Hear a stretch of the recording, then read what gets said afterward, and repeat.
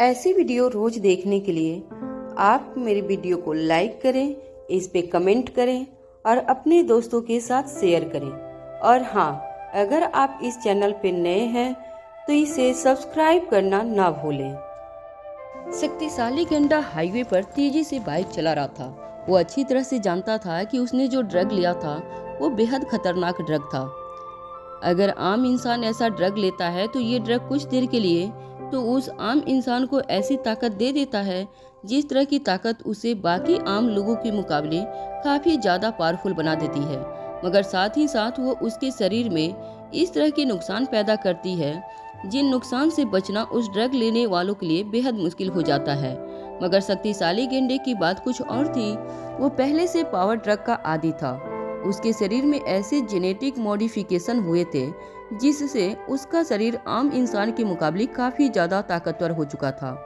मगर ऐसे ड्रग का सामना करने के लिए उसका शरीर आम इंसान के शरीर के मुकाबले काफी कमजोर भी था। यूँ कहा जा सकता था कि शक्तिशाली गेंडे का शरीर ऐसे खतरनाक ड्रग के साइड इफेक्ट को झेलने के लिए काफी कमजोर था।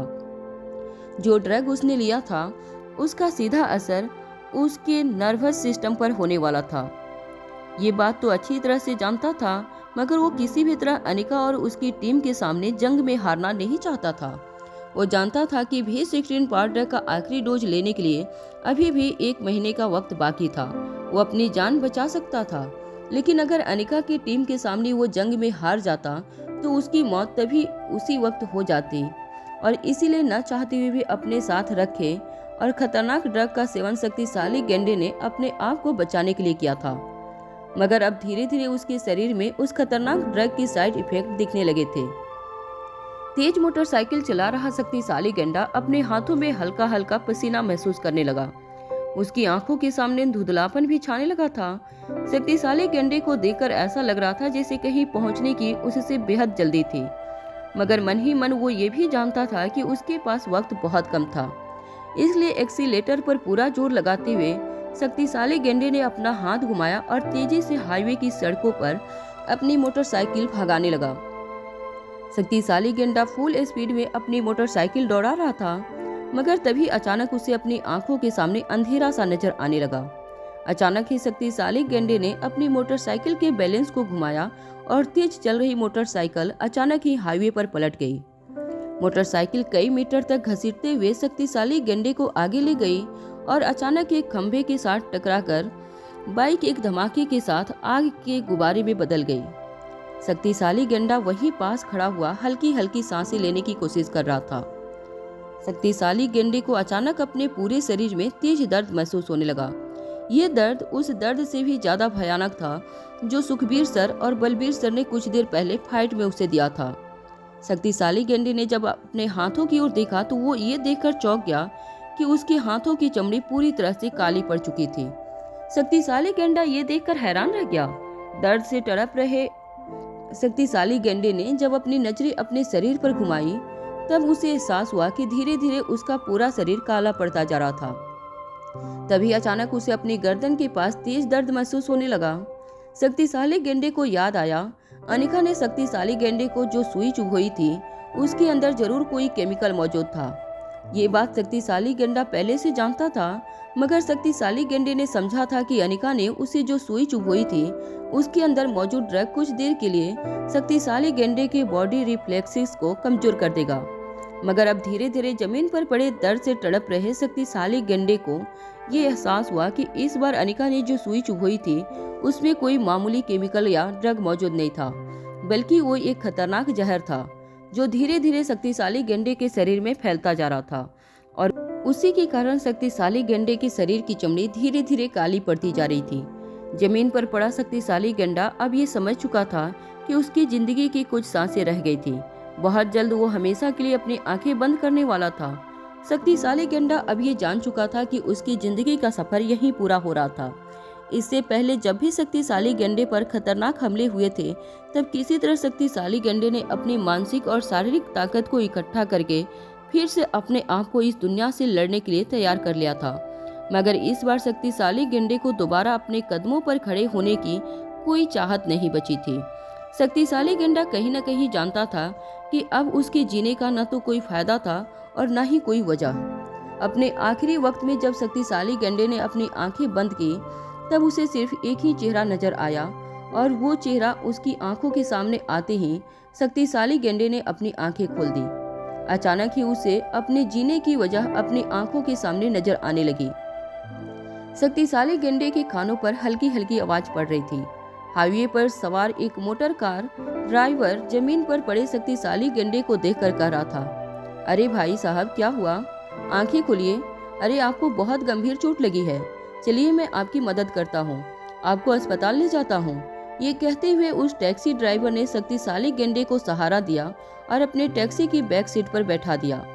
शक्तिशाली गेंडे की हालत बहुत नाजुक थी। शक्तिशाली गेंडे की हालत देखकर ड्राइवर समझ गया था कि उसका बचना बेहद मुश्किल था, मगर वो ड्राइवर ये भी जानता था कि इस दुनिया में चमत्कार भी होते हुए थे। इसलिए अपने ऊपर वाले पर भरोसा रखकर उस टैक्सी ड्राइवर ने शक्तिशाली गेंडे को बैक सीट में बिठाया और तेजी से नजदीकी अस्पताल की ओर अपनी टैक्सी दौड़ाने लगा। जब वो ड्राइवर तेजी से टैक्सी चला रहा था तब अचानक ही उसे अपने गले पर तेज दर्द महसूस होने लगा। जब उसने पीछे मुड़कर देखा तो शक्तिशाली गेंडा अपने हाथों में बड़ा सा चाकू लिए उसकी ओर लाल आंखों से देख रहा था। शक्तिशाली गेंडे का ये रूप देखकर ड्राइवर चौंक गया। ड्राइवर अटकती हुई आवाज में शक्तिशाली गेंडे से कहने लगा, अरे भाई, मैं तो आपकी जान बचाने के लिए सब कुछ कर रहा हूँ, आप ये क्या कर रहे हैं? धीरे धीरे सांस लेते हुए शक्तिशाली गेंडे ने भारी आवाज में उस ड्राइवर से कहा, चुपचाप वहां ले चलो जहां मुझे जाना है। अगर जरा सी भी होशियारी दिखाने की कोशिश की तो याद रखना, मरने से पहले किसी को जरूर मारता जाऊंगा। शक्तिशाली गेंडे का ऐसा रूप देखकर उस टैक्सी ड्राइवर का इंसानियत से भरोसा उठ गया था। उसने एक मुसीबत में फंसे जिंदगी और मौत के बीच झूल रहे इंसान की मदद करने की कोशिश की, मगर इंसानियत दिखाने की कीमत इस तरह चुकानी पड़ेगी ये उसने कभी सपने में भी नहीं सोचा था। वो ड्राइवर चुपचाप उस जगह पर टैक्सी ले जाने लगा जहां शक्तिशाली गेंडे ने उसे ले जाने के लिए कहा था। लगभग 1 घंटा बीत चुका था और टैक्सी एक आलीशान होटल के बाहर आकर रुकी। शक्तिशाली गेंडा सूट बूट पहनकर उस टैक्सी से उतरा और सीधा होटल बिल्डिंग के अंदर चला गया। होटल में अपने प्रेसिडेंशियल स्वीट में बैठी रानी आलिशा अपनी कॉफी की सिप लेती हुई ये सोच रही थी कि जिंदगी उसे किस मकाम पर ले आई थी। उसने कभी सपने में भी नहीं सोचा था कि जिस तरह उससे सब पे ज्यादा भरोसा था वो इस दुनिया का सबसे खतरनाक आदमी निकलेगा। जिस किंग को उसने सबसे ज्यादा प्यार किया था वो उसकी जिंदगी से इतना दूर चला जाएगा, ये कभी उसने सोचा भी नहीं था। रानी आलिशा ने मन ही मन ये डिसाइड कर लिया था कि अब वो आगे की जिंदगी सिर्फ और सिर्फ अपनी रियासत के लोगों की भलाई के लिए गुजारेगी और प्रिंसेस लतिका के भविष्य के लिए अच्छी से अच्छी प्लानिंग करेगी। ना ही रानी आलिशा किसी से शादी करेगी और ना ही उसकी जिंदगी में अब प्यार की कोई जगह रहेगी। बड़ी रानी ने जो जिम्मेदारियां रानी आलिशा पर सौंपी थी उसे वो बखूबी निभाएगी। रानी आलिशा को अब जिंदगी से और कुछ नहीं चाहिए था, बस किसी तरह वो अपनी रिस्पॉन्सिबिलिटीज को अच्छी तरह से पूरी करें। बस यही प्रार्थना बार बार उसने अपने ऊपर वाले से कर रही थी। तभी रानी आलिशा का नया सिक्योरिटी कैप्टन दौड़कर उनके कमरे में आया और हाँफती हुई आवाज में रानी आलिशा और आसपास खड़े सिक्योरिटी गार्ड से कहने लगा, जल्द ही सब लोग अलर्ट हो जाओ। नीचे एक टैक्सी में टैक्सी ड्राइवर के बिना कपड़ों की लाश मिली है। माना जा रहा है कि वो मर्डरर होटल बिल्डिंग के अंदर घुस आया है। हम सबको अलर्ट रहना होगा। इससे पहले कि कोई कुछ रिएक्ट कर पाता, अचानक ही प्रेसिडेंशियल स्वीट के हॉल में शोर शराबे की आवाज आने लगी। नया सिक्योरिटी कैप्टन और बाकी सिक्योरिटी गार्ड जब दौड़कर बाहर गए तब उन्होंने देखा कि शक्तिशाली गेंडा, जिसका शरीर पूरी तरह से खून से लथपथ था, वो बाकी सिक्योरिटी गार्ड को बुरी तरह से पीट रहा था। जो कोई भी शक्तिशाली गेंडे को अंदर आने से रोक रहा था वो उसे बुरी तरह से जमीन पर पटक रहा था। जब रानी आलिशा भी बाहर आई तब वो शक्तिशाली गेंडे को देखकर चौंक गई। शक्तिशाली गेंडे की हालत बिल्कुल किसी खून से सने हुए जंगली जानवर जैसी हो गई थी। शक्तिशाली गेंडे को देखकर कोई ये नहीं कह सकता था कि वो किसी इंसान का रूप था। वो पूरी तरह से एक राक्षस में तब्दील हो गया था। रानी आलिशा का नया सिक्योरिटी कैप्टन और बाकी सिक्योरिटी गार्ड रानी आलिशा के सामने एक कवच बनाकर खड़े हो गए। बाकी सिक्योरिटी गार्ड के साथ फाइट कर रहे हैं। शक्तिशाली गेंडे की नजरें जैसे ही रानी आलिसा की नजरों से टकराई, वो तो मानो सुन पड़ गया। सिक्योरिटी गार्ड एक के बाद एक उस पर हमला करते रहे, मगर शक्तिशाली गेंडा रानी आलिसा के चेहरे को देखता रहा। वो धीरे धीरे रानी आलिसा की ओर अपने कदम आगे बढ़ाता रहा। रानी आलिसा के सामने खड़े सिक्योरिटी गार्ड बार बार शक्तिशाली गेंडे को ये कहते रहे कि अगर उसने अपने कदम आगे बढ़ाने की कोशिश की तो उसे गोलियों से भून देंगे, मगर शक्तिशाली गेंडा उनकी धमकियां सुन नहीं पा रहा था। वो धीरे धीरे अपने कदम रानी आलिसा की ओर आगे बढ़ाने लगा। रानी आलिसा भी देखना चाहती थी कि शक्तिशाली गेंडा किस हद तक गिर सकता था। उसने अपने सिक्योरिटी गार्ड से कहा, जब तक मैं न कहूं कोई एक्शन नहीं लेना। शक्तिशाली गेंडा धीरे धीरे रानी आलिसा को बहुत करीब पहुंच गया। रानी आलिसा का नया सिक्योरिटी कैप्टन और बाकी सिक्योरिटी गार्ड्स हाई अलर्ट पर थे। अगर शक्तिशाली गेंडे ने किसी भी तरह की बॉडी मूवमेंट दिखाई तो वो लोग उसे गोलियों से भूनने के लिए तैयार खड़े थे। शक्तिशाली गेंडे की आंखों में खून नजर आ रहा था, मगर उसकी आंखें रानी आलिसा के चेहरे पर जमी हुई थी। तभी धीरे से रानी आलिसा ने अपने हाथों में पकड़ी हुई पिस्तौल शक्तिशाली गेंडे की ओर तान दी। शक्तिशाली गेंडे को पिस्तौल नजर नहीं आ रही थी, उसे रानी आलिसा के चेहरे पर नजर आ रही थी तो सिर्फ 10 साल पहले वाली वो प्रिंसेस आलिसा, जिसने शक्तिशाली गेंडे को जीने का एक नया तरीका सिखाया था। महल के सिक्योरिटी गार्ड से बचाने के बाद रानी आलिसा ने शक्तिशाली गेंडे को जिंदगी की एक नई वजह दी थी। उसे आज भी रानी आलिसा के चेहरे में वही प्रिंसेस आलिसा नजर आ रही थी। वही मासूम आंखें, वही मासूम चेहरा और वही मासूम आवाज आज भी शक्तिशाली गेंडे के कानों में गूंज रही थी। रानी आलिसा मानो उसके कानों के पास आकर कह रही थी, तुम्हें कुछ नहीं होगा, मैं तुम्हें बचा लूंगी। तुम्हें किसी से डरने की जरूरत नहीं है। अब तुम मेरी सुरक्षा में हो। तुम्हें यहाँ कुछ नहीं होगा। तुम्हें कोई मार नहीं पाएगा।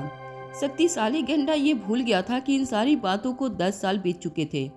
इस वक्त उसके सामने जो खड़ी थी वो प्रिंसेस आलिसा नहीं बल्कि रानी आलिसा थी, और रानी आलिसा के हाथों में इस वक्त बंदूक थी जो शक्तिशाली गेंडे के सीने की ओर उन्होंने तान रखी थी। जैसे ही शक्तिशाली गेंडे ने अपने कदम रानी आलिसा की ओर बढ़ाए, रानी आलिसा के नए कैप्टन ने शक्तिशाली गेंडे पर हमला करने की कोशिश की, मगर शक्तिशाली गेंडे ने हमला रोकते हुए एक ही झटके से उस कैप्टन को जमीन पर गिरा दिया। जमीन पर गिरे हुए कैप्टन की ओर देखकर शक्तिशाली गेंडा झुककर कैप्टन के पास आया और कहने लगा, तुम तो बहुत कमजोर हो। अगर इतने कमजोर रहोगे तो रानी की हिफाजत कैसे कर पाओगे। ये कहते हुए शक्तिशाली गेंडे ने अपनी जेब से पावर ड्रग का एक इंजेक्शन निकाला और सीधे उस नए कैप्टन के शरीर में इंजेक्ट कर दिया। आसपास खड़े सभी सिक्योरिटी गार्ड ये देखकर हैरान हो गए थे। उस कैप्टन को इंजेक्शन लगाने के बाद शक्तिशाली गेंडे ने एक के बाद एक आसपास खड़े सभी सिक्योरिटी गार्ड को पावर ड्रग का इंजेक्शन लगाना शुरू कर दिया। शक्तिशाली गेंडे के पास पावर ड्रग के V1 और V5 के कुछ डोज मौजूद थे, मगर वह अच्छी तरह से जानता था कि पहले कुछ डोज के बाद ही इंसान के शरीर में काफी बदलाव आने शुरू हो जाते थे, और मौजूदा सारे सिक्योरिटी गार्ड को देखकर कहीं न कहीं शक्तिशाली गेंडे को यह शक था कि वह लोग रानी आलिसा की सुरक्षा कर पाएंगे भी या नहीं। रानी आलिसा शक्तिशाली गेंडे को बार बार कहती रही कि वह सिक्योरिटी गार्ड के साथ ऐसा करना बंद करे, वरना वह गोली चला देगी, मगर शक्तिशाली गेंडा बार बार यही कहता रहा कि यह लोग कमजोर आपकी सुरक्षा नहीं कर पाएंगे। इनके अंदर वह दम नहीं कि आपके सिक्योरिटी गार्ड बन पाए। इनके शरीर में मैं कुछ ताकत डालने की कोशिश कर रहा हूँ, जिससे कुछ ही दिनों में यह लोग आपकी सुरक्षा करने के लायक हो जाएंगे। शक्तिशाली गेंडा एक के बाद एक सारे सिक्योरिटी गार्ड को इंजेक्शन मारता रहा। तभी रानी आलिसा ने अपनी आंखें बंद की और जोर से ट्रिगर दबा दिया। अचानक ही रानी आलिसा को पूरे कमरे में शांति महसूस होने लगी, बिल्कुल सन्नाटा। कुछ देर बाद रानी आलिसा ने जब धीरे से अपनी आंखें खोली, तब उसने देखा कि शक्तिशाली गेंडा उनकी ओर देखकर मुस्कुरा रहा था।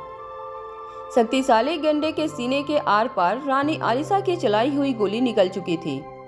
वह गोली सीधे जाकर शक्तिशाली गेंडे की छाती से गुजरते हुए उसके दिल पर लगी थी। लगातार बहता हुआ खून देखकर रानी आलिसा के हाथों से बंदूक गिर गई। शक्तिशाली गेंडा धीरे धीरे अपने घुटनों के बल बैठ गया, मगर शक्तिशाली गेंडे ने रानी आलिसा के चेहरे से अपनी नजरें नहीं हटाई। रानी आलिसा के चेहरे को देखते हुए शक्तिशाली गेंडे के चेहरे पर मुस्कान बढ़ती गई। उसे देखकर ऐसा लग रहा था जैसे उसके शरीर में उसे दर्द का एहसास होना पूरी तरह से खत्म हो चुका था। शक्तिशाली गेंडे के दिलो दिमाग में पूरी तरह से रानी आलिसा का चेहरा छप चुका था और वह रानी आलिसा की इसी छवि के साथ इस दुनिया को अलविदा कहना चाहता था। शक्तिशाली गेंडे को ना तो इस दुनिया से मोहब्बत थी और ना ही उसने इस दुनिया को जाना था।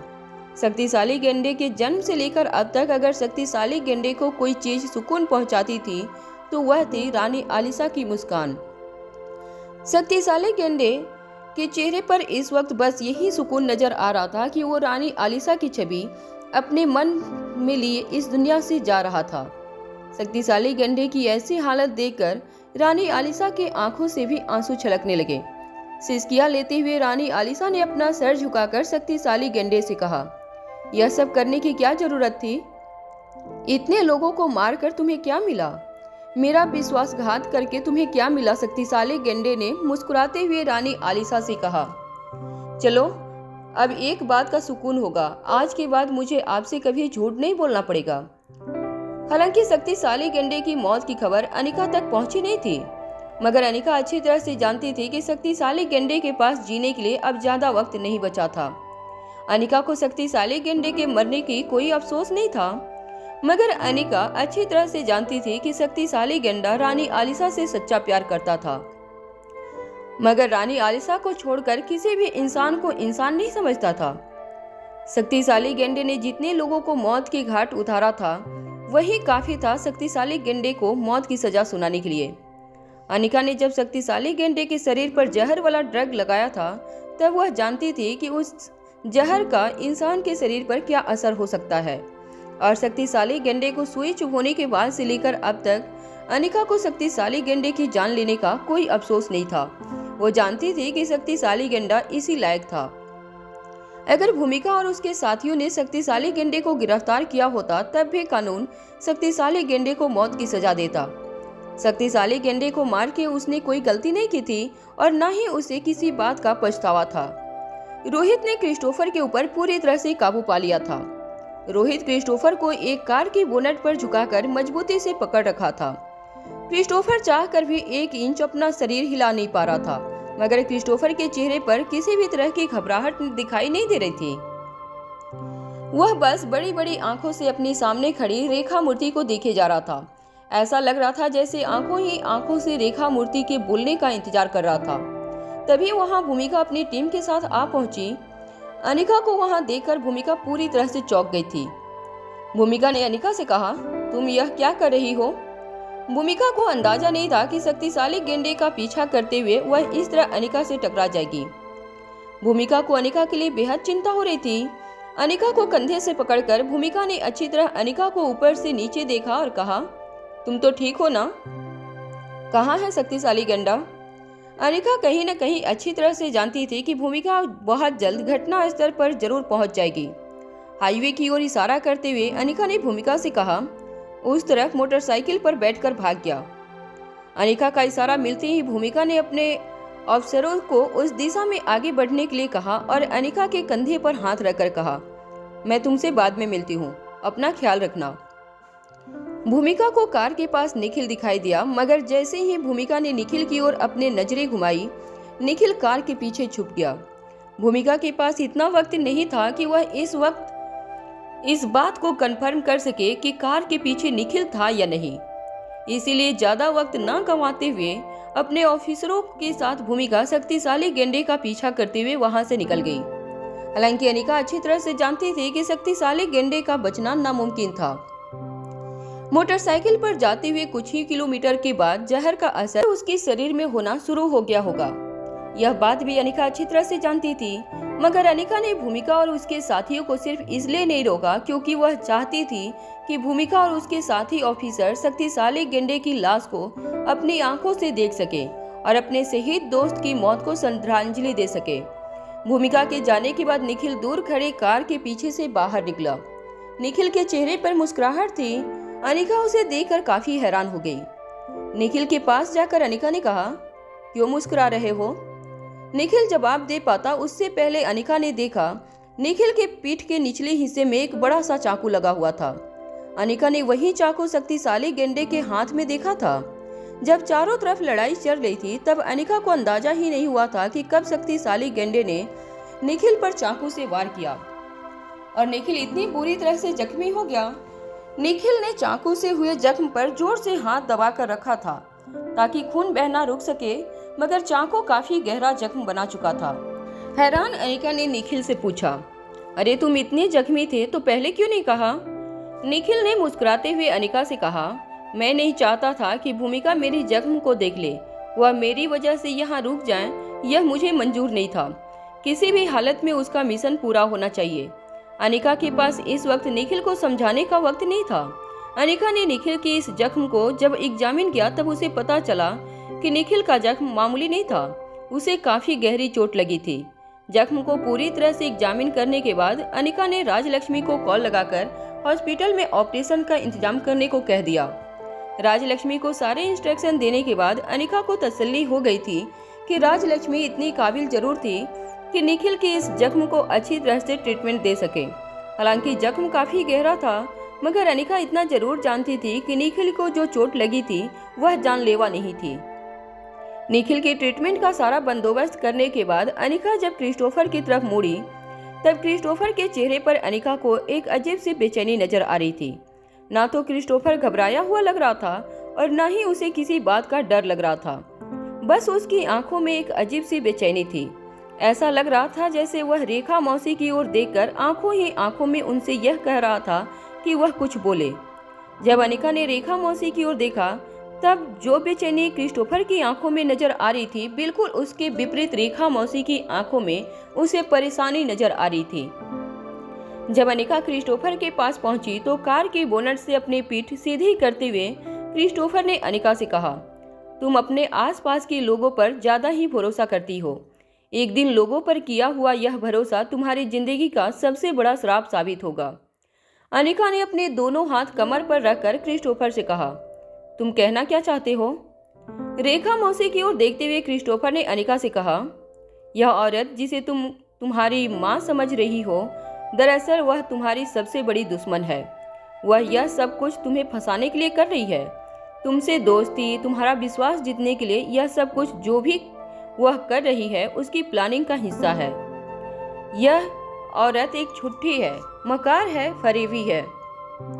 क्रिस्टोफर की बात सुनकर रेखा मौसी ने क्रिस्टोफर की ओर आगे बढ़ते हुए कहा, चुप करो, चुप हो जाओ। तुम्हारी हार तुम्हारी आंखों के सामने देखकर अब दूसरों पर कीचड़ उछालने की कोशिश मत करो। रेखा मौसी की बात सुनकर क्रिस्टोफर ने भी अपनी आवाज ऊंची करते हुए कहा, बकवास तो तुम कर रही हो इतने सालों से, अब तुम्हारी सच्चाई सबके सामने आने वाली है तो मेरी आवाज दबाने की कोशिश कर रही हो। मगर मैं अच्छी तरह से जानता हूँ कि तुम तो लोगों के दिलों की बात भी सुन लेती हो। क्यों, सही कहा ना मैंने, लिसनर? क्रिस्टोफर की यह बात सुनकर रेखा मौसी के चेहरे के रंग उड़ गए। रेखा मौसी के साथ साथ अनिका और आसपास खड़े लोग भी दंग रह गए। क्रिस्टोफर ने अपनी आवाज में गहराई लाते हुए कहा, हम 5 लोग थे जो लोग पावर ड्रग के सारे साइड इफेक्ट को झेलकर अब तक जीने में कामयाबी हासिल कर चुके थे। एक मैं, एक आशीष डोगरा एस्पेसी जो इस वक्त पुलिस की हिरासत में है, एक शक्तिशाली गेंडा जो अभी अभी तुम्हारी गिरफ्त से भाग निकला, और बाकी बची एक जो तुम्हारे सामने खड़ी है। अनिका ने भी इस बात को ना मानते हुए अपनी आवाज ऊंची करते हुए कहा, क्या बकवास कर रहे हो तुम? लव की तो मौत हो चुकी है। सब लोग अच्छी तरह से जानते हैं कि लिसनर और कोई नहीं बल्कि दुनिया की सबसे मशहूर संगीतकार लौ थी। अनिका की बात को झुठलाते हुए क्रिस्टोफर ने कहा, यह सब तुम्हारी माँ की ही प्लानिंग थी। तुम्हारी माँ ने उन दिनों लौ नाम की एक टीनेजर लड़की को ढूंढा और यह rumor फैला दिया कि वही लिसनर है। मगर हकीकत तो यह है कि लिसनर लौ नहीं थी, मगर लिसनर यहाँ हम सबके बीच मौजूद है, जिसे अब लोग रेखा मूर्ति के नाम से जानते हैं। क्रिस्टोफर की बातें रेखा मौसी पर काफी गहरा असर कर रही थी। वह अपने कदम पीछे हटाते हुए अपने हाथ छाती पर रखकर खांसने लगी। खांसते खांसते अचानक ही उनके मुंह से खून निकलने लगा। अनिका जब दौड़कर रेखा मौसी के पास पहुंची तो रेखा मौसी ने अनिका को अपने आप से अलग करते हुए कहा, तुमने मुझे मर जाने क्यों नहीं दिया? मैं इस लायक नहीं हूं कि तुम मुझे इतना प्यार करो। मैं एक काफ़ी सेल्फिश औरत हूँ जिसे मरने से बहुत डर लगता है, मगर अब मुझे कैंसर है और मैं अपनी ज़िंदगी के आखिरी मुकाम पर खड़ी हूँ। मैं जो भी दर्द सह रही हूँ वह कहीं न कहीं मैं डिजर्व करती हूँ। बस अब तुमने इतनी सी प्रार्थना की कि मुझे रोको मत। इस दुनिया में अब मुझे जाना ही होगा। यह कहते हुए रेखा मौसी जोर जोर से खांसने लगी। अनिका को समझ नहीं आ रहा था कि वह रेखा मौसी को किस तरह बचाएं। जमीन पर गिरती हुई रेखा मौसी को जब अनिका ने संभालने की कोशिश की तो रेखा मौसी सीधा अनिका की गोद में आ गिरी। अनिका का चेहरा देखते हुए रेखा मौसी ने अनिका से कहा, मुझे माफ कर देना, मैंने बहुत कुछ छुपाया है तुमसे, मगर मेरा यकीन मानो, जब मुझे यह एहसास हुआ कि मैं अब ज्यादा दिन जीने वाली नहीं हूँ, तभी मैंने यह प्लान बनाया। मैं हमेशा हमेशा से तुम्हारी जिंदगी से क्रिस्टोफर और शक्तिशाली गेंडे का नाम का खतरा हटाना चाहती थी और इसीलिए यह सब कुछ मैंने किया। रेखा मौसी की बात सुनकर अनिका की आंखों में भी आंसू आने लगे थे। अनिका ने रेखा मौसी से कहा, कुछ नहीं होगा आपको, आप बस हिम्मत रखिए, मैं जानती हूँ कि मैं आपका इलाज कर सकती हूँ। अनिका की यह बात सुनकर क्रिस्टोफर जोर जोर से हंसते हुए कहने लगा, इलाज तो बीमारी का किया जाता है, जब इसे कैंसर है ही नहीं तो इलाज किस चीज का करोगी। क्रिस्टोफर की बात सुनकर अनिका हैरानी से क्रिस्टोफर की ओर देखने लगी। क्रिस्टोफर ने अपनी बात आगे बढ़ाते हुए कहा, अरे कैंसर वैंसर कुछ नहीं है, ये तो B16 पावर ड्रग न मिलने की वजह से अपने शरीर में बदलाव पैदा हो रहे हैं। B16 पावर ड्रग के साइड इफेक्ट है ये सारे। इस औरत ने अपने ही पैरों पे कुल्हाड़ी मार दी है। हमें बर्बाद करने के चक्कर में इसने खुद ही अपनी जान मुश्किल में डाल दी है। अगर आज यहाँ नकली B16 पावर ड्रग नहीं लाई होती तो अपनी जान बचा सकती थी, मगर हमें मार कर ये खुद दुनिया की बादशाह बनना चाहती है।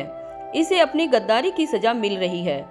खांसती हुई रेखा मौसी ने अनिका की गोद में पड़े हुए अनिका के कंधे पर हाथ रखते हुए कहा, बेटा, हो सके तो मुझे माफ कर देना, मगर मैं नफरत करती हूँ खतरनाक ऑर्गेनाइजेशन से।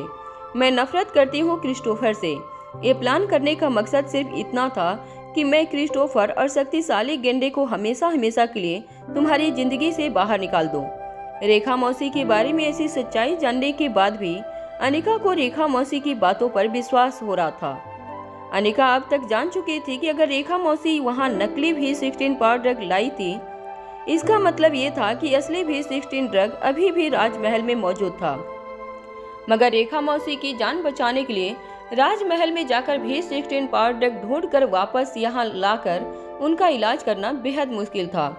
अचानक ही रेखा मौसी ने अनिका को अपने पास बुलाकर अनिका के कानों में कहा, असली B16 पावर ड्रग मैंने अपने कमरे की अलमारी की लॉकर में रखा है, अक्सर जहाँ मैं अपने गहने रखा करती हूँ। मुझे माफ करना अनिका, मैंने तुमसे ही झूठ बोला।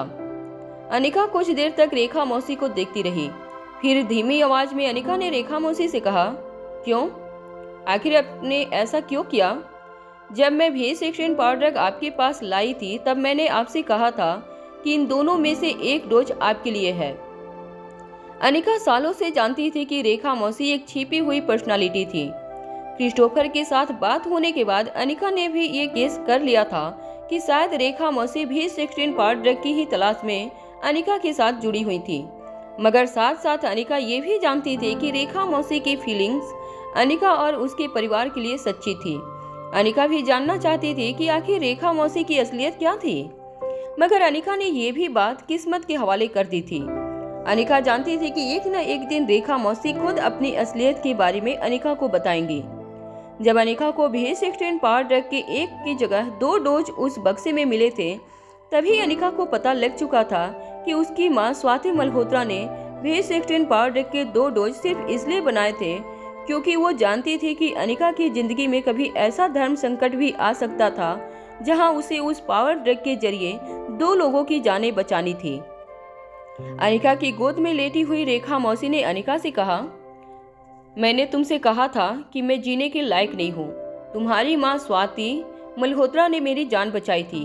सच कहूँ तो स्वाति दीदी के साथ ही मुझे ही मर जाना चाहिए था, मगर मैं सिर्फ इसलिए ये नहीं कर पाई क्योंकि तुम्हारी माँ ने मुझे तुम्हारी जिम्मेदारी सौंपी थी।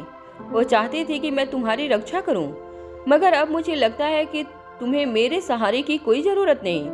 मुझे चैन से इस दुनिया से चले जाने दो। जैसे ही रेखा मौसी की बात पूरी हुई, अनिका ने रेखा मौसी की आंखों में आंखें डालकर कहा, मगर शायद मेरी माँ नहीं चाहती थी कि आप इस तरह बेमौत मारी जाएं। मेरी माँ चाहती थी कि आप जिंदा रहें। अनिका की बात सुनकर रेखा मौसी चौंक गईं। वो बड़ी बड़ी आंखों से अनिका को देखने लगीं। अपनी खांसी को कंट्रोल करते हुए रेखा मौसी ने अनिका से पूछा, तुम ऐसा कैसे कह सकती हो? अचानक रेखा मौसी को देखकर ऐसा लग रहा था जैसे उनके शरीर का पूरा दर्द एक साथ थम सा गया था। अनिका ने अपनी जेब से चिट्ठी निकालते हुए रेखा मौसी को सौंपते हुए कहा, आपके उस सीक्रेट रूम से मुझे और एक चीज मिली, और ये मेरी माँ की चिट्ठी। एक चिट्ठी को देखते ही रेखा मौसी समझ गई थी कि वो चिट्ठी स्वाति मल्होत्रा को रेखा मौसी की लिखी हुई आखिरी चिट्ठी थी। उस चिट्ठी में लिखी हुई हर बात रेखा मौसी को ज़बानी याद था। उस चिट्ठी को रेखा मौसी ने जिंदगी में हजारों बार पढ़ा था, क्योंकि वो उनकी स्वाति दीदी की आखिरी चिट्ठी थी। वो आखिरी पैगाम जो स्वाति मल्होत्रा रेखा मौसी तक पहुंचाना चाहती थी। उस चिट्ठी में लिखा था, मैं अपनी बेटी की सारी जिम्मेदारियां तुम पर छोड़कर जा रही हूँ। कहीं न कहीं अपनी बेटी तुम्हें सौंप कर मैं तुम्हें जिंदगी जीने का मकसद दे रही हूँ। ये जिंदगी बहुत खूबसूरत है, इसे यूं ही जाया मत करना। तुम खतरनाक ऑर्गेनाइजेशन से निकलने के बाद इस सच्ची दुनिया से जुड़ चुकी हो, और सच्ची दुनिया बेहद खूबसूरत है। यूं समझो कि ये इसी जन्म में तुम्हारा दूसरा जन्म है।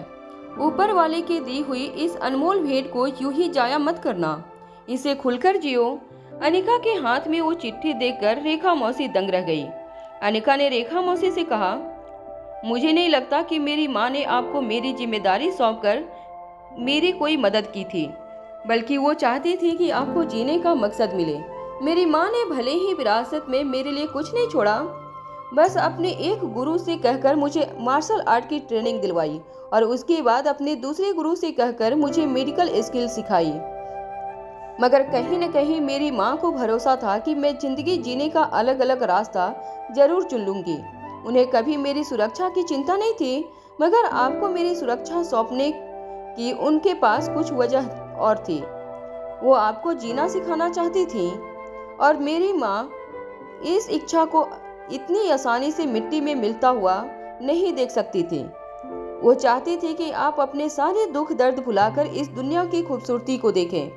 आपने बचपन में काफी दुख झेले थे, इसलिए मेरी माँ चाहती थी कि आप इस दुनिया का वो पहलू भी देखें जहाँ दुख नहीं है, जहाँ चारों ओर प्यार ही प्यार है। ये बात अनिका भी अच्छी तरह से जानती थी कि बचपन में जिन हजारों बच्चों पर एक्सपेरिमेंट किया गया था, उन बच्चों को बड़ी दर्दनाक मौत मिली थी। पावर ड्रग के साइड इफेक्ट की वजह से कई बच्चे एक के बाद एक मौत के घाट उतारे जा रहे थे। सिर्फ ऐसे 5 बच्चे थे जो फेस एक्सटेंड पावर ड्रग के डोज को इंजेक्ट कर सके। अनिका ने ये भी जानती थी कि जो बच्चे मर गए थे उनके मौत भले ही बेहद दर्दनाक थी, मगर जो बच्चे इन साइड इफेक्ट को झेलकर जिंदा बचे थे, वो हर दिन वो दर्द सहते थे जो मौत से भी ज्यादा बदतर था। अनिका उन 5 बच्चों के लिए काफी सिंपैथी थी, मगर 5 सर्वाइवर्स में से 4 लोगों ने अपने ऊपर हुए जुल्मों का बदला लेने के लिए दुनिया पर जुल्म उठाना शुरू कर दिया था। जैसे ही शक्तिशाली गेंडा उसने अपने जिस्म में होने वाले दर्द को मिटाने के लिए लोगों को मारना सही समझा। लोगों की चीखों में उसे सुकून नजर आने लगा था। लोगों को मारकर उसके मन को शांति मिलती थी। बिल्कुल उसी तरह से क्रिस्टोफर भी दुनिया को नष्ट करके अपना बदला पूरा करना चाहता था। रीना यानी कि स्पेसी अपने ही फास्टर माता पिता को मौत के घाट उतारकर एक अजीब सा आनंद महसूस करती थी। वहीं रेखा मौसी ने ऐसा कोई रास्ता नहीं अपनाया था। उन्होंने लोगों को मारकर अपने आप पर हुए अत्याचारों का बदला लेने की कोशिश कभी नहीं की थी, और शायद स्वाति मल्होत्रा भी ये बात अच्छी तरह से जानती थी कि रेखा मौसी बाकी सबसे अलग थी, और इसीलिए वो चाहती थी कि रेखा मौसी जीने का आनंद उठाएं, इस दुनिया के असली रूप को देखें, इस दुनिया में फैले हुए प्यार को महसूस करें। हर गुजरते पल के साथ रेखा मौसी की सांसें भारी होने लगी थी। रेखा मौसी अनिका के कदमों में अपनी जिंदगी की आखिरी सांसें लेना चाहती थी। शायद उन्हें प्रायश्चित करने का यही सही तरीका लग रहा था। रेखा मौसी की बंद होती हुई आंखें देखकर अनिका रेखा मौसी के कानों में कहने लगी, आप इस तरह से नहीं जा सकती, आप हमें छोड़कर नहीं जा सकती, आप ही मुझे बताइए। क्या आप रिया को प्यार नहीं करती हैं? क्या रिया के प्यार को छोड़कर आप जाना चाहती हैं? वो एनटीटी कंपनी जिसे आपने इतनी मेहनत और सूझबूझ से आसमान की बुलंदियों तक पहुंचाया है, क्या आप उस बुलंदी पर पहुंचने के बाद इतनी आसानी से इस दुनिया से रुखसत होना चाहती हैं?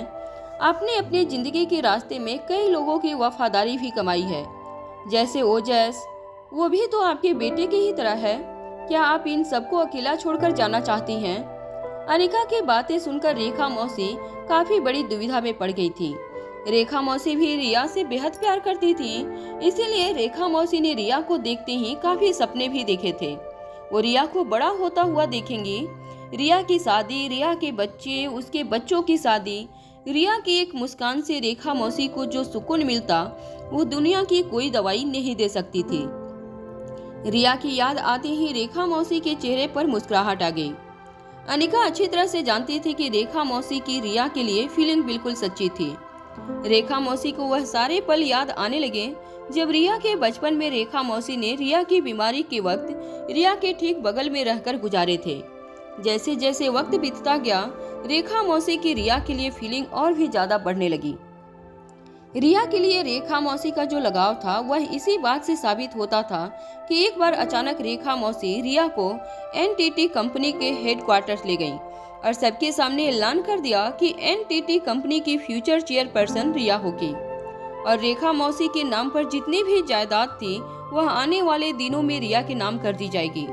नन्हे से रिया रेखा मौसी के लाड़ प्यार में कई शरारतें करती थी, मगर रेखा मौसी यह जानते हुए भी कि रिया कई बार ऐसी मांग करती थी जिसे पूरा करना मुश्किल होता था, फिर भी इससे पहले कि रिया अगली सुबह अपनी आंखें खोलती, रेखा मौसी दिन रात एक करके रिया की फरमाइश उसके सामने हाजिर कर देती। जैसे ही अनिका ने रेखा मौसी के चेहरे पर मुस्कुराहट देखी, अनिका ने रेखा मौसी की दोनों गाल पकड़ते हुए कहा, देखिए आप हिम्मत रखिए, आपको कुछ नहीं होगा, मैं कह रही हूँ आपको कुछ नहीं होगा। रेखा मौसी का इलाज करने के लिए अनिका काफी परेशान लग रही थी, मगर आसपास खड़े सारे लोग अच्छी तरह से जानते थे कि अनिका चाहे कितने भी बेहतरीन डॉक्टर क्यों न हो, मगर कैंसर के लास्ट स्टेज से जूझ रहे मरीज को बचाना उसके हाथ में नहीं था। इस तरह के पेशेंट को बचाना सिर्फ ऊपर वाले के हाथ में होता था। रेखा मौसी को बड़े ही प्यार से जमीन पर लेटाकर अनिका अपनी कार की ओर दौड़ कर गई। अनिका ने कार में से एक पानी की बोतल निकाली और वापस दौड़कर रेखा मौसी के पास आई। रेखा मौसी के चेहरे पर अभी भी मुस्कान बनी हुई थी, मानो वो अभी भी रिया को अपनी आंखों के सामने देख रही थी। जब क्रिस्टोफर ने ये सब कुछ देखा तब जोर जोर से हंसते हुए क्रिस्टोफर ने अनिका से कहा, बहुत गलत कर रही हो तुम तो शैतान से भी बुरी हो। क्या तुम जानती हो कि सबसे बुरी बात और सबसे बड़ा अपराध क्या होता है? एक मरते हुए इंसान को तुम जीने की लालच दिखाओ।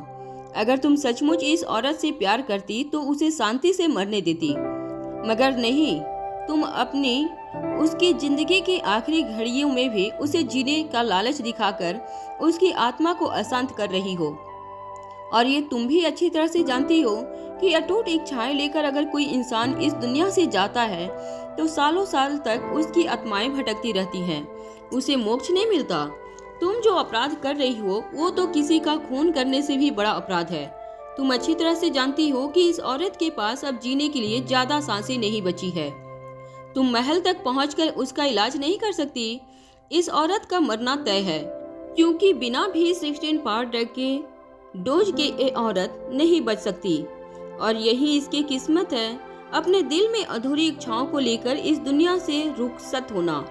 रेखा मौसी फटी हुई आंखों से आसमान की ओर देख रही थी, मगर वो क्रिस्टोफर की बातें भी अच्छी तरह से सुन पा रही थी। तभी हंसते हुए क्रिस्टोफर को शांत करते हुए अनिका ने कहा, किसने कहा तुम्हें कि V16 पावर ड्रग इस वक्त महल में है? V16 पावर ड्रग मेरे पास है। अनिका की ये बात सुनते ही आसपास खड़े सारे लोग हैरान होकर अनिका को देखने लगे। अनिका ने जो बात कही थी वह आसपास खड़े सभी लोगों के कानों में बार बार गूंजने लगी। V16 पावर ड्रग, जिसके पीछे शक्तिशाली गेंडा, क्रिस्टोफर और न जाने कितने लोग पूरी ताकत लगाकर पीछे पड़े थे, वह इस वक्त अनिका के पास मौजूद था। अनिका की ये बात सुनकर सबसे पहले क्रिस्टोफर हैरान होकर अनिका को देखने लगा। क्रिस्टोफर दबी हुई आवाज में अनिका से पूछने लगा, क्या कह रही हो तुम? B16 पावर ड्रग इस वक्त तुम्हारे पास है? क्रिस्टोफर की बात को पूरी तरह से इग्नोर करके अनिका ने अपने ही बैग से एक छोटी सी सिरिंज निकाली और एक छोटे से थर्मल बॉक्स से एक लिक्विड की शीशी निकाली। अनिका ने बड़ी ही सफाई से उस लिक्विड की शीशी से सिरिंज में उस लिक्विड को भर लिया। ये देखकर क्रिस्टोफर हैरान रह गया। क्रिस्टोफर मन ही मन अपने आंख को कोसता रहा। काश ये बात उसे पहले पता होती कि B16 पावर ड्रग अनिका अपने साथ ही लेकर आई थी, तो शायद शक्तिशाली गेंडे की मदद से वो B16 पावर ड्रग की डोज हासिल कर सकता था।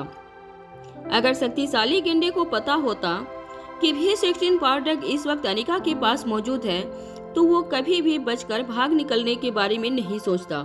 क्रिस्टोफर ये भी जानता था कि शक्तिशाली गेंडा बचकर सिर्फ इसलिए निकलना चाहता था क्योंकि वो जानता था कि अगर वो जिंदा रहेगा तो B16 पावर ड्रग को ढूंढने का उसके पास हमेशा मौका होगा।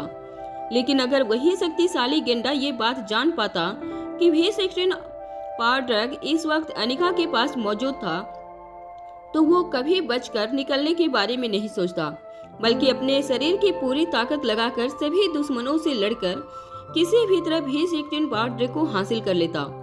जैसे ही अनिका ने B16 पावर ड्रग का पूरा डोज सिरिंज के अंदर भर लिया, क्रिस्टोफर ने अपने शरीर की पूरी ताकत लगाकर अनिका के आदमियों से अपने आप को छुड़ाकर अनिका की ओर दौड़ने की कोशिश की। मगर जैसे ही क्रिस्टोफर ने अनिका की तरफ जाने के लिए दौड़ लगाई, अनिका के आदमियों ने फिर से क्रिस्टोफर पर काबू पा लिया और उसे पकड़कर जमीन पर लिटा दिया। जमीन पर अपना सर उचकाकर क्रिस्टोफर लगातार अनिका की ओर देखकर चिल्लाता रहा। क्रिस्टोफर अनिका से कहता रहा, मत करो ऐसा, तुम ये नहीं कर सकती। वो B16 पावर ड्रग तुम उस औरत पर जाया नहीं कर सकती। इतना याद रखो अनिका कि इस दुनिया में B16 पावर ड्रग के सिर्फ 2 डोज मौजूद हैं और तुम इतनी आसानी से एक डोज इस एहसान फरमोश औरत पर नहीं जाया कर सकती। अरे वैसे भी वो मरने वाली है। वो लगातार चिल्ला चिल्लाकर अनिका को रोकने की कोशिश करता रहा, मगर अनिका बड़ी ही सफाई से B16 पावर ड्रग को सिरिंज में भरने के बाद रेखा मौसी को इंजेक्शन देने के बाद पूरी तरह से तैयार हो गई। लगातार खांस रही रेखा मौसी भी अपने हाथ के इशारे से अनिका को ऐसा न करने के लिए कहती रही, मगर अनिका किसी की सुनने वाली नहीं थी। अनिका धीरे धीरे सिरिंज पर लगी नीडल को रेखा मौसी के हाथों की तरफ बढ़ाती रही। लगातार खांसने की वजह से रेखा मौसी कुछ बोल नहीं पा रही थी। जैसे ही अनिका इंजेक्शन देने के लिए पूरी तरह से तैयार हुई, वैसे ही अचानक अनिका को कुछ महसूस होने लगा कि पीछे से किसी ने अनिका का हाथ पकड़कर उसे इंजेक्शन देने से रोक लिया था। अनिका ने जब हैरान होकर पीछे मुड़कर देखा तो वो ये देखकर चौंक गई कि आशीष ने अनिका का हाथ पकड़ रखा था। एक झटके से आशीष डोगरा ने अनिका की कलाई पकड़कर उसे इंजेक्शन देने से रोक लिया। आशीष अनिका की आंखों में आंखें डालकर कहने लगा, तुम पागल हो गई हो अनिका, ये क्या कर रही हो तुम? जरा सोच समझकर ये B16 पावर ड्रग का इस्तेमाल करो। इस दुनिया में B16 पावर ड्रग के सिर्फ 2 ही डोज मौजूद हैं और उन 2 डोज का तुम्हें बहुत सोच समझकर इस्तेमाल करना चाहिए। इस तरह इमोशन में आकर कहीं तुम बहुत बड़ी गलती तो नहीं करने जा रही हो। आशीष की बात सुनकर अनिका हैरान हो गई थी। अनिका ने आशीष पर काफी भरोसा किया था। अनिका नहीं जानती थी कि आशीष के मन में भी कहीं न कहीं अनिका से B16 पावर ड्रग पाने का लालच छिपा था। मगर तभी आशीष ने अनिका से जो बात कही, उस बात से वहां खड़े सभी लोगों को चौंका दिया। अनिका की कलाइयां मजबूती से पकड़ते हुए आशीष ने अनिका के बगल में बैठते हुए कहा, तुम क्या सोच रही हो? ये B16 पावर ड्रग मैं अपने लिए इस्तेमाल करना चाहता हूँ, तो सुन लो, ऐसा बिल्कुल नहीं है। मगर हाँ, अगर B16 पावर ड्रग को इस वक्त तुमने रेखा मूर्ति पर इस्तेमाल कर दिया तो अलेक्जेंडर का बचना बहुत मुश्किल हो जाएगा। आशीष की बात सुनकर अनिका हैरानी से उसे देखने लगी। तभी आशीष अचानक उठकर अनिका के आदमियों के हाथों में जकड़े हुए क्रिस्टोफर के पास गया। आशीष ने क्रिस्टोफर का काला चश्मा उतारा और फिर उसके गिरबान में हाथ डालकर क्रिस्टोफर के चेहरे पर लगा हुआ मास्क भी उतारा। वहां खड़े सभी लोग ये देखकर हैरान हो गए। उस मास्क को जोर से जमीन पर पटकते हुए आशीष ने अनिका से कहा, यह आदमी क्रिस्टोफर नहीं है, ये क्रिस्टोफर का डुप्लीकेट है। क्रिस्टोफर ऐसे कई लोगों को तैयार कर चुका है जो उसके लिए जान भी दे सकते हैं। तुम जितना सोचती हो उससे कई ज्यादा खतरनाक है क्रिस्टोफर। पागल हो तुम। अगर तुम ये सोच रही हो कि क्रिस्टोफर खुद अपनी जान को जोखिम में डालकर इतनी खतरनाक जगह पर आ जाएगा। क्रिस्टोफर को तुम नहीं जानती। फोन पर उसके साथ बातें करके तुमको जरूर ऐसा लगा होगा कि क्रिस्टोफर शक्तिशाली गेंडे या बाकी खतरनाक लोगों से काफी ज्यादा सॉफ्ट है, मगर ऐसा नहीं है। क्रिस्टोफर की बातें जितनी मीठी है उतना ही जहरीलापन उसका फन है। वो सांप से भी ज्यादा जहरीला है और लोमड़ी से भी ज्यादा चालाक। अलग अलग बच्चों में पावर ड्रग ने अलग अलग बदलाव लाए थे। कोई दिमाग से तेज हो गया तो कोई शरीर से तेज हो गया, कोई कानों से तेज हो गया तो किसी ने अपनी नजरें इतनी मजबूत कर ली थी कि वो चांद को भी बेहद करीब से देख सकता था। कुछ मर गए, कुछ बच गए, लेकिन क्या तुम्हें पता है कि पावर ड्रग ने सबसे खास असर क्रिस्टोफर पर दिखाया है। क्रिस्टोफर के शरीर में हर ताकत थोड़ी थोड़ी डेवलप हुई है। उसकी नजरें चील जैसी तेज है। उसकी शारीरिक ताकत भी आम लोगों से ज्यादा पावरफुल है। उसके सुनने की क्षमता आम लोगों के मुकाबले कहीं ज्यादा पावरफुल है। अगर इससे भी खास बात है, उसका दिमाग लोमड़ी से भी ज्यादा चालाक है। उसने अपने क्लोन तैयार किए हुए हैं जो खतरनाक जगहों पर क्रिस्टोफर की जगह खुद पहुंच जाते हैं और क्रिस्टोफर के लिए अपनी जान देने के लिए तैयार हो जाते हैं। आशीष की बात पूरी होने के बाद नकली क्रिस्टोफर ने अपनी आवाज ऊंची करते हुए आशीष से कहा, यह क्या किया तुमने इन लोगों को असलियत बताकर बहुत बड़ी गलती की है। तुम किसे धोखा देने जा रहे हो? क्रिस्टोफर को। तुम जानते हो अच्छी तरह से कि धोखेबाज लोगों का क्या हश्र करता है क्रिस्टोफर। वह तुम्हें छोड़ेगा नहीं। अगर तुम पाताल में भी छुप गए तो वहां से भी ढूंढकर तुम्हें मारेगा। अरे अगर तुम मर भी गए तो तुम्हें फिर से जिंदा करके मारेगा। तुमने दोस्त बनकर उसके पीठ में छुरा घोंपा है। तुम्हें वह ऐसी मौत मारेगा जो कभी तुमने सोचा भी नहीं होगा। आशीष की बात सुनकर खुद रोहित भी हैरान हो गया था। आशीष ने अपनी बात आगे बढ़ाते हुए अनिका से कहा, जरा सोचो, अगर तुमने ये V16 पावर ड्रग रेखा मूर्ति पर इस्तेमाल किया तो इसका मतलब ये होगा कि दुनिया में सिर्फ एक ही V16 पावर ड्रग बचेगा। और हम सब अच्छी तरह से जानते हैं कि अगर क्रिस्टोफर को जिंदा रहना है तो उसे V16 पावर ड्रग का इंजेक्शन आने वाले कुछ ही दिनों में उसे लेना होगा और वो किसी भी हालत में वो V16 पावर ड्रग तुमसे हासिल करके रहेगा। और अगर ऐसा हुआ तो तुम एलेक्जेंडर की जान नहीं बचा पाओगी। अनिका की गोद में लेटी हुई रेखा मौसी भी अपनी खांसी पर कंट्रोल करते हुए अनिका से कहने लगी, अनिका मेरी बात मान जाओ। इस V16 पावर ड्रग को मुझ पर जाया मत करो। मेरा जो होगा वो हो जाने दो। मैंने भी सुना है कि क्रिस्टोफर अपने पापा से भी ज्यादा खतरनाक है। हमें इतना बड़ा रिस्क नहीं लेना चाहिए। एलेक्जेंडर की जान बचानी है तो इस पावर ड्रग को अंदर रख दो। इसे मुझ पर जाया मत करो। आशीष और रेखा मौसी की बात सुनकर अनिका भी कुछ देर के लिए मन ही मन कुछ सोचने लगी। अनिका की गोद में लेटी हुई रेखा मौसी अच्छी तरह से जानती थी कि अनिका भी इतनी आसानी से अपनी जिद छोड़ने वाली नहीं थी। इसलिए वो बार बार अनिका को रिक्वेस्ट करती रही, बेटा मेरी बात मान जाओ, मर जाने दो मुझे। मैं भी यही सोचकर घर से निकली थी। मैंने सोचा था कि मैं एक साथ क्रिस्टोफर और शक्तिशाली गेंडे को तुम्हारे रास्ते से हमेशा हमेशा के लिए दूर कर दूंगी। फिर तुम्हारे सर से मुसीबत हमेशा हमेशा के लिए दूर हो जाएगी। मगर क्रिस्टोफर अभी तुम्हारी पकड़ में नहीं आया है। इसका मतलब कि मुसीबत अभी भी तुम्हारे सिर पर मंडरा रही है। एलेक्जेंडर की जान का सवाल है। मुझे मेरे हाल पर छोड़ दो और ये V16 पावर ड्रग बचा लो। कुछ देर बाद अपनी सोच से बाहर आते हुए अनिका ने उस इंजेक्शन को फिर से तैयार किया और रेखा मौसी की बाजू में सुई चुभोने के लिए तैयार हो गई। मगर जैसे ही अनिका ने रेखा मौसी के हाथों पर नीडल रखी, रेखा मौसी ने अपने शरीर की पूरी ताकत लगाकर अपने हाथ से अनिका को ऐसा करने से रोक लिया। हालांकि रेखा मौसी काफी कमजोर लग रही थी, मगर फिर भी वो अच्छी तरह से जानती थी कि अगर अनिका ने रेखा मौसी को इंजेक्शन दे दिया तो इस दुनिया में सिर्फ एक पावर ड्रग का आखिरी डोज बच जाएगा। और V16 पावर ड्रग का आखिरी डोज पाने के लिए क्रिस्टोफर किसी भी हद तक जा सकता था। यह बात अब रेखा मौसी अच्छी तरह से जान चुकी थी। रेखा मौसी बार बार विनती करके अनिका को कहती रही कि वो मान जाए और ऐसा न करें। अनिका की गोद में लेटी हुई सिसकियां ले रही रेखा मौसी ने अनिका से कहा, जरा सोचो, अगर एलेक्जेंडर की जान के बदले तुम मेरी जान बचाओगी तो मेरा जीना कितना मुश्किल हो जाएगा। मेरे लिए जिंदगी मौत से भी ज़्यादा बदतर हो जाएगी। मेहरबानी करके इस B16 पाउडर ड्रग को मुझ पर मत बर्बाद करो। रेखा मौसी की विनतियां सुनकर अनिका का भी दिल पिघलने लगा था। अनिका ने रोहित की सलाह लेने के लिए अपने पीछे खड़े रोहित की ओर देखा। रोहित ने अनिका के कंधे पर हाथ रखकर कहा, तुम फिक्र मत करो, दुनिया की कोई भी ताकत एलेक्जेंडर से B16 पाउडर ड्रग नहीं छीन सकती।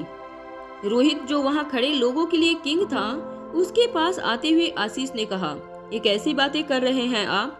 क्या आप जानते भी हैं कि क्रिस्टोफर कितना खतरनाक है? वो एक खतरनाक फौज बना रहा है। माना कि उसके पास B16 पाउडर ड्रग नहीं है, मगर ये मत भूलना कि B1 से लेकर B15 तक सारे डोज खतरनाक ऑर्गेनाइजेशन के पास है। उसे बनाने का फार्मूला भी उसके पास है और उन डोज से इस्तेमाल करके शक्तिशाली गेंडे जैसे हजारों लोगों को इस दुनिया में ला सकते हैं। भले ही उनकी उम्र ज्यादा नहीं होगी, मगर जब तक जिएंगे वो लोग वफादार बनकर जिएंगे। जरा सोचो, एक ऐसी फौज जिनके शरीर में शक्तिशाली गेंडे जितनी ताकत हो, जिनके पास स्पेसी जैसा दिमाग हो, वो लोग मिलकर इस दुनिया में क्या कोहराम मचा सकते हैं। खतरनाक ताकत और खतरनाक दिमाग का संगम कितना भयानक हो सकता है, ये आप लोग सोच भी नहीं सकते। क्या अब भी आप यही कहेंगे कि आप क्रिस्टोफर के हाथों से इतनी आसानी से B16 पाउडर ड्रग को बचा लेंगे? आशीष की बात सुनकर अनिका फिर से रोहित की ओर देखने लगी। रोहित ने अनिका के कंधों पर हाथ सहलाते हुए कहा, तुम दोस्तों के बारे में सोचो, दुश्मनों की फिक्र मुझ पर छोड़ दो। रोहित का आश्वासन मिलते ही अनिका ने बिना सोचे समझे अपनी ताकत का इस्तेमाल करके रेखा मौसी के हाथों में सुई चुभो दी। रेखा मौसी को हाथों में तेज दर्द महसूस होने लगा। देखते ही देखते अनिका ने पूरी सिरिंज रेखा मौसी के शरीर के अंदर खाली कर दी। इंजेक्शन लगने के बाद कुछ देर तक रेखा मौसी को अपने हाथों में तेज दर्द महसूस हो रहा था, मगर देखते ही देखते रेखा मौसी का चेहरा धीरे धीरे शांत पड़ने लगा। उनकी सांसें भी नॉर्मल होने लगी। रेखा मौसी के आसपास खड़े लोग गौर से रेखा मौसी के शरीर में आ रहे बदलाव को देख रहे थे। रेखा मौसी के शरीर में आए बदलाव को देखकर वहां खड़ी अनिका भी चौंक गई थी। देखते ही देखते रेखा मौसी का पूरा चेहरा बदल गया। उनके चेहरे की झुर्रियां हट गई थी, गालों का गुलाबी रंग निखर कर आया था। अनिका अच्छी तरह से जानती थी कि B16 पाउडर ड्रग का आखिरी डोज इंसान के शरीर में चमत्कारी बदलाव ला सकता था, मगर वो ये नहीं जानती थी कि वो बदलाव इतना असरदार होगा कि रेखा मौसी की उम्र 20 साल कम लगने लगी। इसका मतलब साफ था कि रेखा मौसी की उम्र 40 से 42 साल से ज्यादा नहीं थी, मगर पहले लिए गए पाउडर ड्रग के डोज के साइड इफेक्ट के कारण और शराब की लत के कारण रेखा मौसी का शरीर और चेहरा उनकी उम्र से कुछ ज्यादा ही बूढ़ा लगने लगा था। अनिका अब तक समझती आ रही थी कि रेखा मौसी और स्वाति मल्होत्रा के बीच में एज गैप 4 या 5 साल से ज्यादा नहीं होगा, मगर आज उससे अंदाजा हो गया था कि रेखा मौसी स्वाति मल्होत्रा से कम 10-12 साल छोटी थी। B16 पाउडर ड्रग इंजेक्ट करने के बाद रेखा मौसी के शरीर में जो बदलाव आ रहे थे, वो देखकर आसपास खड़े सभी लोग चौंक गए। उन्हें ऐसा लग रहा था जैसे उन्होंने अपनी आंखों से चमत्कार होते हुए देखा था। धीरे धीरे रेखा मौसी की तेज सांसें नॉर्मल होने लगी।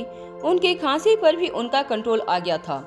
अनिका ने सहारा देते हुए रेखा मौसी को अपने पैरों पर खड़ा किया और उन्हें कार में बिठाने के लिए उन्हें अपने साथ ले जाने लगी। कुछ कदम चलने के बाद अनिका ने रेखा मौसी से पूछा, कैसा लग रहा है आपको? रेखा मौसी ने अनिका के कंधे पर हाथ रखकर कहा, मुझे काफी बेहतर लग रहा है। मेरी खांसी तो पूरी तरह से गायब हो गई है और मुझे अब पहले से भी ज्यादा अच्छी तरह से चीजें सुनाई दे रही हैं। मुझे ऐसा लग रहा है जैसे कि उस पर्वत के शिखर से जो पानी बह रही है, उसकी आवाज भी मेरे कानों तक पहुंच रही है। मेरी सुनने की शक्ति पहले से भी ज्यादा पावरफुल हो गई है। अनिका ने जब रेखा मौसी की नब्ज चेक की, तब उसे एहसास हुआ कि रेखा मौसी की नब्ज भी अब काफी नॉर्मल हो गई थी। इसका मतलब ये था कि B16 पाउडर ड्रग के शरीर के अंदर जाते ही अपना कमाल दिखा दिया था। रेखा मौसी अब बिल्कुल नॉर्मल थी। यह एहसास होने के बाद अनिका के चेहरे पर भी मुस्कान आ गई थी। अनिका ने काफी रिलैक्स होते हुए रेखा मौसी से कहा, मान गई, मेरी माँ तो सचमुच कमाल की दवाई बनाती थी। 20 सालों के बाद भी इस B16 पाउडर ड्रग की डोज में उतनी ही इफिशियंसी है जैसे कि इस ड्रग को कल ही बनाया गया हो। वैसे आपसे एक बात कहूँ, एलेक्जेंडर के शरीर में ये इंजेक्शन देने से पहले मैं चेक करना चाहती थी कि ये इंजेक्शन की एफिशिएंसी कितनी है। चलो आप पर एक्सपेरिमेंट करके ये तो पता चल गया कि इसकी एफिशिएंसी अभी भी काफ़ी एक्यूरेट है। हालांकि अनिका ने ये बात मजाक में कही थी, मगर रेखा मौसी अच्छी तरह से जानती थी कि अनिका ने ये बात सिर्फ इसलिए कही थी क्योंकि अनिका चाहती थी कि रेखा मौसी को कभी जिंदगी में किसी बात का गिल्ट न रहे। अनिका को इतना रिलैक्स देखकर रोहित ने भी चैन की सांस ली और अनिका और रेखा मौसी के साथ कार में बैठने के लिए आगे बढ़ने लगा। अनिका जानती थी कि शक्तिशाली गेंडा मर चुका था। अनिका के आदमियों ने जिस क्रिस्टोफर को पकड़ रखा था, हालांकि वो नकली था, मगर अनिका ने उस नकली क्रिस्टोफर को भूमिका के ऑफिसर के हवाले कर दिया। आशीष भी अपना इलाज अधूरा छोड़कर हॉस्पिटल से भागा था, इसलिए अपना इलाज पूरा करने के लिए वो भी लंगड़ाता हुआ पुलिस की जीप में बैठकर हॉस्पिटल के लिए रवाना हो गया। मगर नकली क्रिस्टोफर ने पुलिस की वैन में बैठने से पहले अनिका की ओर देखकर कहा, इतनी आसानी से तुम बच नहीं पाओगी। तुम्हें क्या लगता है क्रिस्टोफर हाथ पर हाथ धरे बैठा रहेगा? वो बहुत जल्द तुम्हारे पीछे आएगा, वो तुम्हें छोड़ेगा नहीं। तुम इतनी आसानी से जीत नहीं सकती। क्रिस्टोफर तुम्हें जीतने नहीं देगा, अंत में जीत उसी की होगी। हालांकि अनिका ने जिंदगी में ऐसी कई धमकियां सुनी थी, मगर उस आदमी की बात ने अनिका को कहीं न कहीं एलेक्जेंडर की जिंदगी के लिए खतरा नजर आ रहा था। अनिका अच्छी तरह से जानती थी कि आखिरी भी 16 पावर ड्रग का डोज हासिल करने के लिए क्रिस्टोफर अब किसी भी हद तक जा सकता था। मगर अनिका ने उस बात की परेशानी अपने चेहरे पर दिखने नहीं दी और मुस्कुराते हुए रेखा मौसी के साथ अपनी कार में बैठ गई। जैसे ही रोहित ने कार स्टार्ट की, अनिका के मोबाइल फोन पर क्रिस्टोफर का नंबर फ्लैश होने लगा। अनिका जानती थी कि क्रिस्टोफर उसके पीछे जरूर आएगा, मगर अनिका ये नहीं जानती थी कि क्रिस्टोफर इतनी जल्दी रिएक्ट करेगा। जब अनिका ने कॉल रिसीव किया, तब क्रिस्टोफर की भारी आवाज अनिका के कानों पर पड़ी। क्रिस्टोफर ने अनिका से कहा, तुम जरूरत से ज्यादा ही सख्त हो। जितना भी तोड़ने की कोशिश करता हूँ तुम टूटते ही नहीं। मगर ये समझना कि जंग खत्म हो गई और तुम जीत गई। जंग तो अभी शुरू हुई है। इनफैक्ट मैं सच कहूँ तो जंग अब तक शुरू भी नहीं हुई है। तुम जिसे सीढ़ियों का आखिरी पैदान समझ रही हो, वो एक बहुत बड़े महासंग्राम की ओर बढ़ने वाली पहली सीढ़ी है। मैं अब तक सब जान गया हूँ कि इस जंग में तुम्हारे साथ कौन था और मेरे साथ कौन था। मुझे अब अपने और परायों की पहचान हो चुकी है। तुम क्या समझती हो किंग तुम्हारे साथ है इसलिए तुम ये जंग जीत जाओगी? नहीं, तुम बेवकूफ हो अगर तुम ऐसा सोचती हो। चलो आज मैं तुम्हें एक सच बताता हूँ। तुम्हारी खतरनाक ऑर्गेनाइजेशन को बनाने वाला और कोई नहीं बल्कि इंपीरियल ग्रुप है। वही इंपीरियल ग्रुप जिसका चेयरमैन इस वक्त किंग है। तुम किंग को जितना सीधा समझती हो उतना सीधा वो है नहीं, तुम्हारा इस्तेमाल कर रहा है। किंग बिल्कुल एक कठपुतली की तरह। तुमसे नजदीकियां बढ़ाने के पीछे किंग का एक खास मकसद है और बहुत जल्द तुम्हारी आंखों से वो पट्टी भी निकल जाएगी जो किंग ने तुम्हारी आंखों पर बांध रखी है। अनिका ने हैरान होकर क्रिस्टोफर से पूछा, ये क्या बकवास कर रहे हो तुम? क्या मकसद हो सकता है उसका ये सब करने के पीछे? क्रिस्टोफर ने इस बात का पलटकर जवाब देते हुए कहा, अरे तुम इतनी बुद्धू हो क्या? तुम्हारे पीछे अगर कोई खड़ा है तो सिर्फ एक ही मकसद से, क्योंकि वो भी 16 पावर ड्रग हासिल करना चाहता है। अरे इंपीरियल ग्रुप का मकसद ही ये है, इस दुनिया में अमर होकर राज करना, यानी कि हमेशा तंदुरुस्त और जवान रहकर इस पूरी दुनिया पर अनंत काल के लिए राज करना। क्रिस्टोफर की डरावनी बातें सुनकर अनिका ने कहा, तुम झूठ बोल रहे हो। तुम हमारे बीच में एक शक का बीज बोना चाहते हो, बस और कुछ नहीं। ये बात सुनते ही क्रिस्टोफर ने अनिका से कहा, तुम अगर मेरी बात नहीं मानोगी तो पहले की तरह ही बहुत बड़ी भूल कर बैठोगी। याद है मैंने तुमसे कहा था ना कि तुम्हारी रेखा मौसी वो औरत नहीं जो तुम्हें नजर आ रही है। उसका असली रूप देखकर तुम भी काफी घबरा गई थी, मगर इस बार मैं जो तुम्हें सच बता रहा हूँ वो पहले से भी ज्यादा खतरनाक और जहरीला है। चलो कुछ सेकंड के लिए मान लेते हैं कि मैं झूठ बोल रहा था, तो जरा मुझे बताओ कि मेरी खतरनाक ऑर्गेनाइजेशन को चलाने के लिए मेरे पास पैसा कहाँ से आते हैं? तुम तो अच्छी तरह से जानती हो, ना हम कोई बिजनेस करते हैं, ना ही कमाई करने का कोई जरिया है हमारे पास। हम लोग जो लेबोरेटरी में टेस्ट करते हैं और ह्यूमन एक्सपेरिमेंट करते उसके लिए हर साल हजारों करोड़ रुपए लगते हैं। अब इतना पैसा आसमान से तो गिरता नहीं, ना ही हमने हाथ फैलाए और झोली में 500 की गड्डियां गिरने लगी। जरा सोचो ये सारा पैसा कहाँ से आता है? दुनिया में ऐसा कौन सा ग्रुप है जो इतना पैसा हमें दे सकता है? अब ये बात तो तुम भी अच्छी तरह से जानती हो कि अगर दुनिया में सबसे ज़्यादा इकोनॉमिकल पावरफुल कोई संगठन है तो वह सिर्फ एक ही है, इंपीरियल ग्रुप। और इंपीरियल ग्रुप का प्रेसिडेंट किंग मेरी ऑर्गेनाइजेशन को चलाने वाला तो ताकतवर हाथ है जिसकी मदद के बिना हम लोग कुछ नहीं है। और किंग की ताकत के बारे में तो तुम्हें अंदाजा होगा ही। इतने सालों से इंपीरियल ग्रुप पर राज कर रहा है और आज तक उसके सामने कोई नहीं जीत पाया। इतना खतरनाक आदमी तुम जैसी लड़की के साथ क्या कर सकता है? तुम ये सोच भी नहीं सकती। तुम्हें क्या लगता है किंग कोई जवान आदमी है? नहीं, किंग काफी उम्र दराज आदमी है। कम से कम 25 साल से वो इंपीरियल ग्रुप का प्रेसिडेंट बना हुआ है और उसका एक ही मकसद है V16 पावर ड्रग को हासिल करने के बाद हमेशा हमेशा के लिए जवान और तंदुरुस्त बनकर इस दुनिया पर राज करना। वो तब तक जवान बनना रहना चाहता है जब तक ये दुनिया कायम है। वो तब तक इस दुनिया पर राज करेगा जब तक इस दुनिया से आदम जात का नामो निशान मिट नहीं जाता। अनिका हैरानी से कार चला रहे रोहित की ओर देखने लगी। रोहित ने इशारे से अनिका से कहा कि वो क्रिस्टोफर को ये न बताए कि वो इस वक्त उसी के साथ है। अनिका की समझ में नहीं आ रहा था कि वो क्रिस्टोफर की बातों को माने या उन्हें अनसुना कर दे। अनिका के दिल में ये भी ख्याल आया कि हो सकता है कि जंग में मिली हार से क्रिस्टोफर का दिमागी संतुलन बिगड़ गया हो और वो इस प्रकार की बेबुनियाद बातें कर रहा हो। मगर तभी क्रिस्टोफर ने एक बेहद चौंकाने वाली बात कही। क्रिस्टोफर ने कहा, क्या तुम जानती हो कि असली किंग कौन है? इंपीरियल ग्रुप का चेयरमैन किंग खुद मेरा बाप है। क्रिस्टोफर की ये बात सुनकर रोहित भी हैरानी से अनिका की ओर देखने लगा। दोनों एक दूसरे को काफी हैरान होकर कुछ देर तक देखने लगे। रोहित की समझ में नहीं आ रहा था कि उसने इतने बड़े बेटे को कब जन्म दिया था। क्रिस्टोफर की बातें अब रोहित को काफी बेतुकी लगने लगी थी। तभी क्रिस्टोफर ने अपनी बात आगे बढ़ाते हुए अनिका से कहा, वो आदमी नहीं है, वो शैतान है। शैतान, असली शैतान। अगर इस दुनिया में कहीं शैतान मौजूद है तो वो मेरे पापा हैं। ये दुनिया मुझसे डरती है मगर मैं जानता हूँ कि वो आदमी मुझसे भी काफी ज्यादा खतरनाक है। आज से कई साल पहले उन्होंने मुझ जैसे कई बच्चों को जन्म दिया था। उसकी एक झलक देखोगी तो सांसें रुक जाएगी। उसकी आंखों में एक अजीब सा खौफ नजर आता है। उसे देखकर ऐसा लगता है जैसे वो इस दुनिया में सिर्फ इसलिए आया है ताकि वो दुनिया पर कब्जा कर सके। ये खतरनाक ऑर्गेनाइजेशन मुझे सौंपकर वो किसी बेहद खतरनाक मिशन पर चले गए हैं।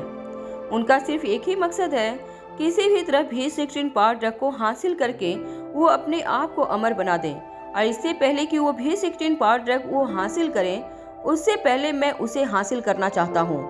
अगर मुझे V16 पावर ड्रग मिल जाता है तो मैं किसी भी कीमत पर अपने बाप को नहीं दूंगा, क्योंकि वो आदमी नहीं है, शैतान है, शैतान। अगर मेरा बस चले तो मैं उसे अपने हाथों से खत्म कर दूं। मगर अफसोस वो मुझसे कई ज्यादा ताकतवर और कई ज्यादा खौफनाक है। रोहित की समझ के बाहर था कि क्रिस्टोफर आखिर ये सब कुछ क्या बोल रहा था। क्रिस्टोफर की बातों पर भरोसा करना भी चाहिए या नहीं, ये बात तो अनिका और रोहित दोनों की ही समझ के बाहर थी। तभी अचानक क्रिस्टोफर की हंसने की आवाज फोन के स्पीकर पर सुनाई देने लगी। कुछ देर हंसने के बाद क्रिस्टोफर ने अनिका से कहा, अपने बगल में बैठे किंग को ज्यादा हैरानी से मत देखना, क्योंकि तुम्हारे साथ जो किंग है वो नकली किंग है। असली किंग तो कोई और ही है। ये खेल तुम जितना समझ रही हो उतना आसान नहीं है। इस खेल में न तो कोई रूल्स है, न कोई रेगुलेशंस, न कोई ईमान है, न कोई धर्म। इस खेल को जो खेल रहा है अंत में जीत उसी की होगी। बस एक छोटा सा मशवरा देता हूँ, नकली का साथ पाकर असली को कमजोर समझने की गलती मत करना। ये कहते हुए क्रिस्टोफर ने अपना फोन डिस्कनेक्ट कर दिया। फोन डिस्कनेक्ट होते ही अनिका हैरानी से रोहित की ओर देखने लगी। रोहित ने अपने चेहरे से मास्क उतार लिया। कार में सिर्फ अनिका, रोहित और रेखा मौसी थी। रेखा मौसी पहले से रोहित की असलियत के बारे में जानती थी। अनिका ने रोहित से पूछा, ये क्या चल रहा है? ये क्या बोल रहा है क्रिस्टोफर? अनिका का सवाल सुनकर रोहित भी काफी ज्यादा हैरान लग रहा था। अनिका ने अपना सवाल दोहराते हुए रोहित से पूछा, बताओ मुझे सच क्या है? अगर तुम किंग नहीं हो तो कौन है किंग? वो किसके बारे में बात कर रहा था? अनिका का सवाल सुनने के बाद भी रोहित खामोश रहा। स्टीयरिंग व्हील संभालते हुए रोहित का हाथ पकड़कर अनिका ने दोबारा पूछा, बताओ मुझे। रोहित तुम चुप क्यों हो? बताओ मुझे सच क्या है? असलियत क्या है? बताओ रोहित। अनिका से भी अब ये सस्पेंस बर्दाश्त नहीं हो रहा था और वो रोहित के मुंह से सच जानना चाहती थी। रोहित के हाव भाव देखकर अनिका भी समझ गई थी कि जरूर रोहित ऐसी किसी सच्चाई के बारे में जानता था जो अब तक उससे छुपा रहा था। अचानक ही तेज चल रही गाड़ी को ब्रेक मारकर रोहित ने हाईवे के कोने पर कार को रोक दिया। कुछ देर तक खामोश रहने के बाद रोहित ने अनिका से कहा, क्रिस्टोफर ने जो कहा वो सारी बातें बिल्कुल सच है।